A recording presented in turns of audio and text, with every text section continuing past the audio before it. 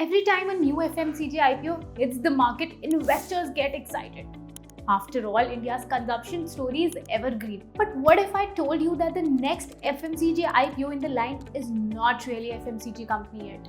Yes, we are talking about Shriji Global FMCG Limited, a company trying to transform a trader into a consumer brand. But the question is, does this transformation really justify the IPO?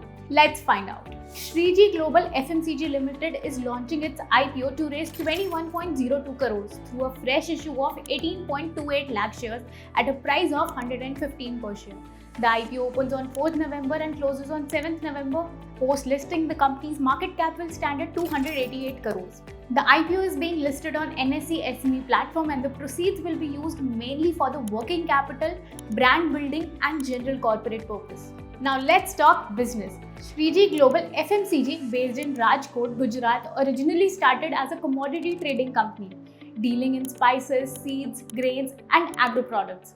But recently, the company decided to step into FMCG world with its own brand, planning to sell packaged food, ground spices, atta and dry fruits. Sounds promising, right?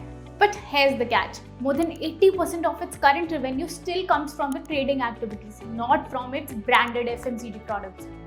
That means the business model is still dependent on the bulk commodity trading rather than consumer demand. And that's a red flag.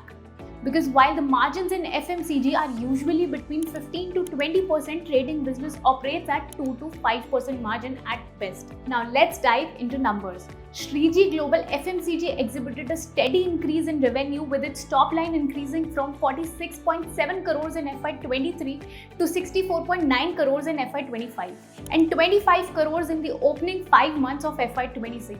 Demonstrating a robust business growth. Profitability has also seen a significant improvement, with EBITDA margin growing from 0.85% in FY23 to 5.51% in FY26, which demonstrate improved cost efficiency and higher value-added sale. The debt-to-equity ratio has decreased from 2.13 to 0.76, which shows a change in management of leverage. On the balance sheet side, borrowings have increased to 29 crores, showing some dependence on debt. So while the profit numbers look good, but the cash flow tells a different story. Operations have been tight and the large portion of the profit is stuck in working capital. Now coming to valuation. At the IPO price of 115, the company is valued at a P of 16.4x, which may seem reasonable. But when compared with peers like Madhusudan Masala, whose P is 17x, or Sheetal Universe, whose P is 17.7x, these companies have stronger brands, wider retail reach, and better cash generation. And that's why the valuation here doesn't scream undervalued. It's more like average story, average pricing. Now coming to the most crucial part, the risk. Number 1, customer concentration. Nearly 48% of the total revenue comes from just 5 customers. That's a serious dependency risk. Number 2, negative cash flows. For the last 3 years, the company's operations have generated negative cash flows. Profits are on papers but not in bank. Number 3, high working capital cycle. Inventory and receivables both are high, locking capital. Number 4, trading heavy model. With 80% of the income from low margin trading, margins will stay volatile. Number 5, execution risk. Shifting from trading to branded FMCG isn't easy.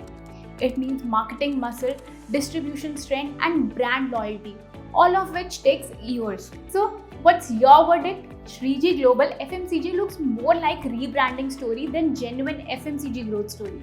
Yes, the numbers are growing, but the fundamentals still revolves around trading, not brand creation. Until the company proves that its branded product can still scale, this remains a high-risk, low-visible play. And that's why we are staying cautious on this IPO. The story sounds exciting, but the execution hasn't caught up yet. And if you found this breakdown useful, don't forget to like, share and subscribe to stay updated with the latest SME IPOs. Only on Alpha AIF, where every SME IPO is decoded before you invest.